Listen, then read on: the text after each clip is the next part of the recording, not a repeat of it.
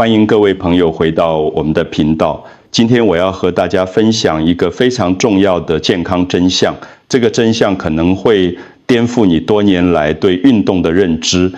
让我直接告诉你一个令人震惊的事实：过了50岁之后，跑太多步，不仅不会让你更健康，反而可能在悄悄地破坏你的膝关节、腰椎、平衡能力、荷尔蒙分泌，甚至影响你的睡眠品质。你一定听过这句话，多跑步就会更健康。这句话对年轻人来说没错，但当你的身体跨过50岁这个门槛之后，这句话就完全不适用了。为什么呢？从科学角度来看，原因很清楚。首先，过了50岁，我们的关节软骨磨损速度会明显加快。其次，骨质密度开始下降，荷尔蒙分泌减少。更重要的是，我们每年会流失1%到2%的肌肉量，而跑步这个运动根本无法有效刺激那些在50岁后最容易衰退但又最关键的肌肉群。换句话说，跑步对年轻人是好运动，但对50岁以上的人来说，可能是个错误的选择。很多人不知道，长期跑步会给膝盖带来重复性的冲击，这种冲击会加速软骨的磨损。当软骨磨损到一定程度，膝关节就会开始疼痛，甚至发炎。更糟糕的是，跑步对于改善平衡能力、强化核心肌群、增加骨质密度的效果，都远远不如其他运动。但是请注意，我并不是说你的身体已经变弱了事。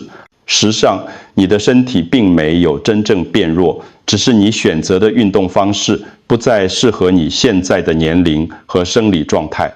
好消息是，确实有方法可以帮助你维持关节的健康、肌肉的强壮以及平衡能力的稳定，而且这些方法完全不需要跑步。在这里，我必须郑重地告诉你，你一定要把这支影片完整看完。如果你现在关掉影片，你将会错过一个简单却能改变你未来10年骨骼关节健康的运动方法。这不是夸张，而是有科学根据、有实际案例支持的真实建议。别忘了订阅我们的频道并开启小铃铛，才能收到我们提供的最佳健康建议。我想知道你是否正在观看这支影片。如果你觉得这个内容对你有帮助，请在留言区打1，如果没有，请打0。现在让我们直接面对一个事实：过了50岁，你的身体确实发生了一些改变，但这些改变不代表你变弱了，而是代表你需要用不同的方式来照顾自己的身体。首先，肌肉流失的速度会加快，医学上称这种现象为肌少症，英文叫做 sarcopenia， 这是一个自然的老化过程。但如果不加以干预，肌肉流失的速度会越来越快。其次，你的血管会变得比较僵硬，这就像台北的老旧公寓一样，使用了几十年之后，水管会慢慢老化、变硬，弹性变差。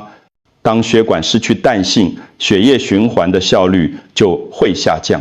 这就是为什么很多人过了50岁之后，稍微跑一下就会觉得很累、很喘。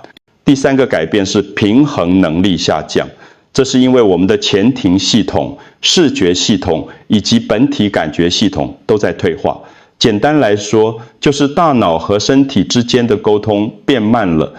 第4，神经反应速度也会下降大约15%到20%，这意味着当你突然失去平衡时，身体的反应时间会比年轻时慢一些。让我用一个台湾人都能理解的比喻来解释：你的血液就像计程车，过了50岁之后，这些计程车的移动速度变慢了。你的血管就像道路，使用了几十年之后，路面开始出现裂缝，需要重新修补。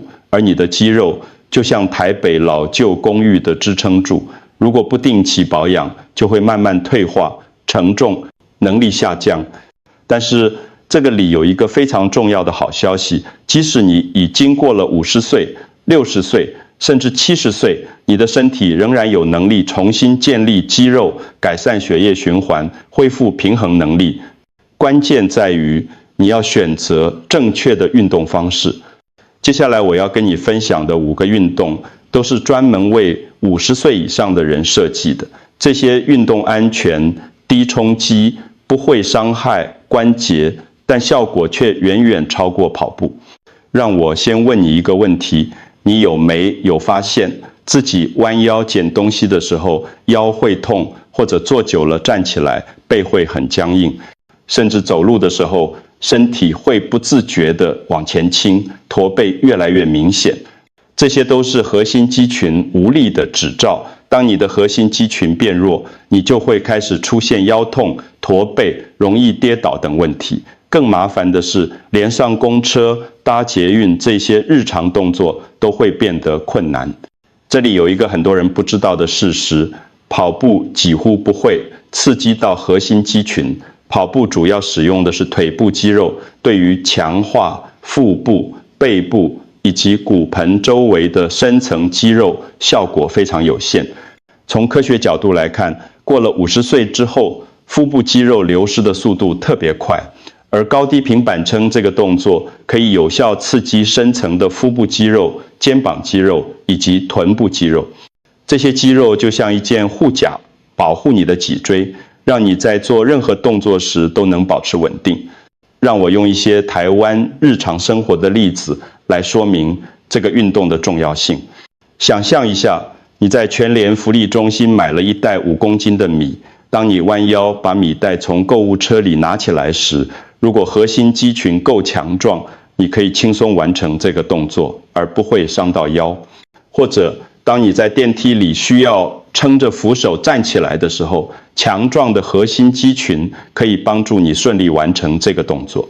再或者，当你在台北车站这个总人潮拥挤的地方走路，地板可能会湿滑，如果你的核心够稳定，就能有效防止滑倒。现在我要告诉你一个好消息，这个运动非常简单，你不需要专业的瑜伽垫，甚至不需要趴在地上。如果你觉得趴在地上太困难，可以用墙壁或桌子来做这个动作。让我详细告诉你怎么做。首先，找一个稳固的地面，双手撑地，手肘放在地上，身体呈一直线，这是平板撑的基本姿势。然后慢慢将一只手撑起来，变成高平板撑。接着另一只手也撑起来，再慢慢放下一只手肘，然后另一只手肘也放下，回到低平板撑。这样算一次完整的动作，建议你一开始做5到8次，做2到3组，记得要慢慢做，不要急，呼吸方式很重要。往上撑的时候吐气，往下放的时候吸气。最常见的错误是臀部抬得太高或者垂得太低。正确的姿势是从头到脚跟成一直线。接下来我要跟你分享一个非常非常重要的运动。这个运动可以说是50岁以上的人最需要练习的动作，那就是壶铃硬举。因为什么？我说这个动作这么重要，因为过了50岁之后，你的臀部肌肉、大腿后侧肌肉以及下背部肌肉的力量，直接决定了你能否独立生活。让我说得更清楚一点，硬举这个动作，其实就是在模拟我们日常生活中最常做的动作：弯腰、拿起重物，然后站直。这听起来很简单，但实际上这个动作需要用到全身大部分的肌肉群。想想看，你每天做了多少次这样的动作？从流理台上拿起一锅水，在夜市买了水果，要把篮子提起来，或者当孙子突然跌倒时，你要弯腰把它扶起来。这些动作全部都需要强壮的臀部、大腿后侧以及下背部肌肉。从科学研究来看，硬举这个动作有3个非常重要的好处。第一，它可以显著改善骨质密度。当你提起重量时，骨骼会受到刺激，进而增加骨质密度。这对预防骨质疏松症非常重要。第二，硬举可以轻微提升生长激素的分泌。虽然过了50岁之后，生长激素的分泌量会下降，但适当的重量训练可以刺激身体分泌更多生长激素，帮助肌肉生长和修复。第三，硬举可以改善胰岛素敏感度。这对预防第2型糖尿病非常有帮助。糖尿病在台湾人当中非常普遍，尤其是50岁以上的族群，所以这个好处特别重要。让我用一些台湾人熟悉的场景来说明。如果你住在老旧公寓，没有电梯，每天要爬楼梯上下楼，强壮的臀部和大腿后侧肌肉可以让你轻松完成这个动作，而不会觉得很吃力或膝盖痛。或者当你在传统市场买菜，提着一大袋蔬菜水果回家，如果你的下背部肌肉够强壮，你就不会腰酸背痛。现在我要告诉你一个很重要的观念，做硬举不一定要用很重的重量，重点不在于你举多重，而在于你的动作技巧是否正确。如果你家里没有壶铃，也没关系，你可以用一个装了3到5公斤水的袋子来练习。让我详细说明正确的做法。首先，双脚与肩同宽站立，壶铃或水袋放在双脚中间，然后臀部往后推，膝盖微弯，背部保持平直，双手握住壶铃。接着用臀部和大腿后侧的力量站起来，站直时臀部往前推，这样算一次完整的动作。建议一开始做8到10次，做2到3组。最常见的错误是用背部的力量来拉，而不是用臀部和腿部的力量。记住，背部要保持平直，主要的力量来源是臀部。你可能不知道，伏地挺身这个看似简单的动作，其实和你的心血管健康以及寿命有直接的关系。有一项非常有名的研究发现，50岁以上的人如果能够完成10个标准的伏地挺身，他们罹患心脏病的风险会明显降低。这是因为伏地挺身需要用到上半身大部分的肌肉，包括肩膀、胸部、手臂以及核心肌群。当这些肌肉都很强壮时，你的心肺功能也会比较好，血液循环也会比较顺畅。更重要的是，伏地挺身可以增强你的上半身力量，这对于一个非常关键的能力非常重要，那就是当你跌倒时，能不能用手撑住自己站起来。很多老年人跌倒之后，因为手臂力量不足，无法自己站起来，最后导致髋关节骨折，甚至长期卧床。所以强壮的上半身力量可以说是保命的关键。让我用一些台湾日常生活的例子来说明。想象一下，你2岁的孙子想要爬上家里的阶梯，你需要用双手扶住他，防止他跌倒。如果你的肩膀和手臂力量不足，你可能没办法稳稳地扶住他。或者当你陪年迈的父母去阳明山健行时，如果他们走在斜坡上快要失去平衡，你需要用双手扶住他们。这时候强壮的上半身力量就非常重要。现在我要告诉你一个好消息，你不需要趴在地上做标准的伏地挺身。对于50岁以上或者上半身力量比较弱的人来说，用墙壁来做伏地挺身就已经非常有效了。让我说明怎么做。首先，面对墙壁站立，双手撑在墙上，与肩同宽，距离墙壁大约1个手臂的长度，然后身体慢慢往墙壁靠近，手肘弯曲，胸部接近墙壁，接着用力推墙壁，让身体回到起始位置。这样算一次完整的动作，建议一开始做10到12次，做2组。如果你觉得墙壁太简单，可以改用桌子或椅子，增加难度。如果墙壁对你来说还是太难，可以站得离墙壁近一点，降低难度。记得呼吸，往墙壁靠近时吸气，推墙壁时吐气。最常见的错误是手肘往外张开太多。正确的做法是手肘要往身体内侧收，大约呈45度角。现在让我告诉你一个非常严重的事实：跌倒是老年人死亡的主要原因之一。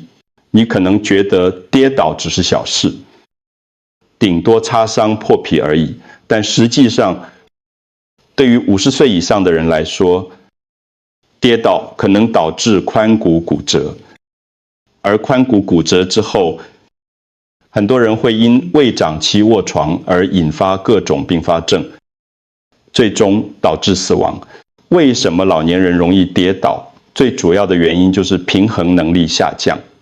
过了50岁之后，我们的平衡能力会快速退化，这不仅增加了跌倒的风险，也增加了髋骨骨折的风险。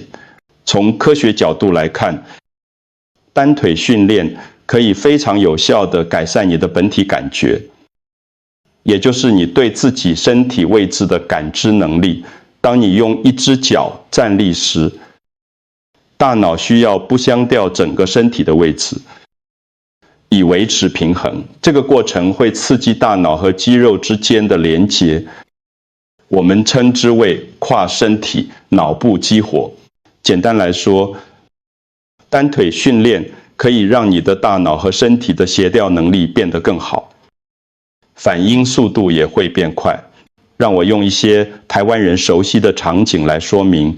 台北的巷弄很多，尤其是下雨天或地面潮湿时，很容易滑倒。如果你的平衡能力够好，即使突然滑了一下，也能够迅速调整身体，不至于真的跌倒。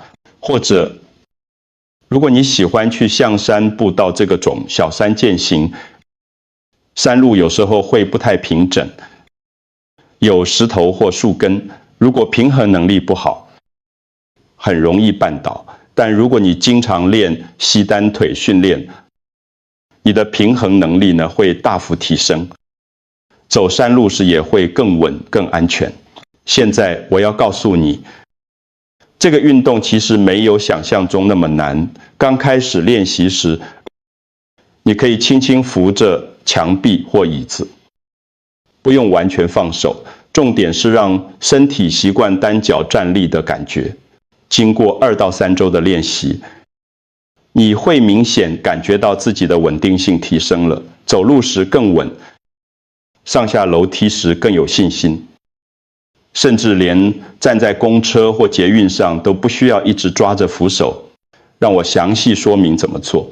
首先，单脚站立，另一只脚微微抬起，然后上半身往前倾，同时抬起的那只脚往后伸直，双手可以往前伸展，以保持平衡。身体和后腿要成一直线，像字母 T 一样。接着慢慢回到起始位置。这样算一次完整的动作，建议每只脚做6到8次。做2组，刚开始可以扶着墙壁或椅子，等平衡能力变好之后，再试住不扶东西，随着练习次数增加，你可以慢慢增加难度。例如手上拿一个轻的哑铃或水瓶，或者站立的时间拉长一点。现在我要告诉你一个可能会让你非常惊讶的事实：你的手部力量，也就是握力，对于预测你的寿命、比血压、体重、体脂肪，甚至是否抽烟，都还要准确。这不是我随便说的，这是经过大规模科学研究证实的结果。研究发现，握力越强的人，整体健康状况越好，寿命也越长。为什么握力这么重要？因为握力反映的不只是手部肌肉的力量，而是全身肌肉力量的一个指标。当一个人的握力很弱时，通常代表他全身的肌肉也都比较弱，而肌肉力量弱，就代表身体的整体健康状况不佳。让我用一些日常生活的例子来说明握力的重要性。想象一下，你在厨房里想要打开一罐酱油，但罐盖太紧，怎么转都转不开。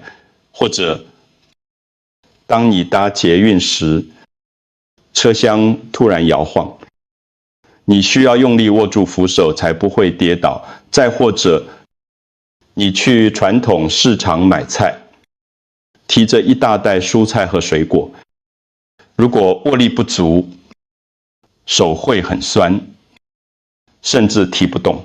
这些看似简单的日常动作，全部都需要足够的握力。当握力变弱时，这些日常动作都会变得困难，生活品质也会大幅下降。现在我要告诉你一个非常好的消息，训练握力非常非常简单，你甚至不需要任何专业器材，你只需要一个握力球，或者一条卷起来的毛巾，就可以开始训练了。方法很简单，用力握紧5秒钟，然后放松，重复10次，就这么简单。你可以在看电视的时候练习，可以在等公车的时候练习，可以在午休的时候练习，每天只要花几分钟，就能有效提升握力。而且握力训练还有一个额外的好处，它可以帮助你放松心情，减轻压力。当你用力握紧再放松时，手部的肌肉呢进行收缩和放松，这个过程可以帮助你释放紧张情绪。在我们结束之前，我需要诚实地告诉你，虽然这5个运动对大多数50岁以上的人都非常安全有效，但确实有一些特殊情况需要特别注意。如果你有以下这些状况，在开始运动之前，一定要先咨询你的医生。第一，如果你曾经做过髋关节或膝关节置换手术，这种情况下，某些动作可能会对人工关节造成过大的压力。第二，如果你有高血压，而且目前血压还没有控制稳定，运动时血压会上升。如果本来血压就高，可能会有风险。第三，如果你经常感到头晕目眩，这可能是前庭系统或心血管系统有问题，需要先找出原因。第四，如果你有严重的平衡障碍，这种情况下，某些单脚站立的动作可能会增加跌倒的风险，但请注意，这些只是特殊情况，对于大多数健康的50岁以上成年人来说，这5个运动都是非常安全的。如果你有任何慢性疾病或健康疑虑，只要先问过医生的意见，得到医生的许可，你就可以安心地开始练习这些运动。对于身体健康、没有特殊疾病的人来说，你完全可以放心的开始做这些运动，不需要过度担心。现在让我们回顾一下今天学到的内容，并且我想告诉你一些发自内心的话。首先，请记住，你不是变弱了，你只是需要一个更适合50岁以上身体的运动方式。你的力量依然存在，只是被遗忘了，被埋藏在错误的运动习惯底下。而今天，你有机会重新找回这份力量。过去你可能以为跑步是最好的运动，每天早上去公园跑几圈，以为这样就能保持健康。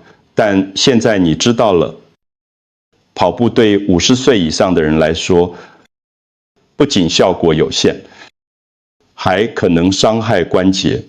但好消息是，你不需要跑步，也不需要昂贵的健身房会员，更不需要复杂的器材。你只需要记住今天分享的这5个聪明的运动：高低平板撑，强化你的核心肌群，保护你的脊椎、壶铃硬举，增强你的臀部、大腿和下背部力量，让你在日常生活中更有力量。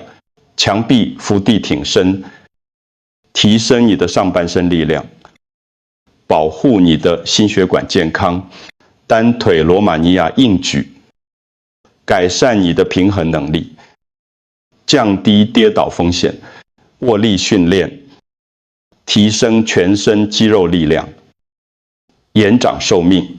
这5个运动就是你重新找回力量、保护关节、预防跌倒、延长健康寿命的关键。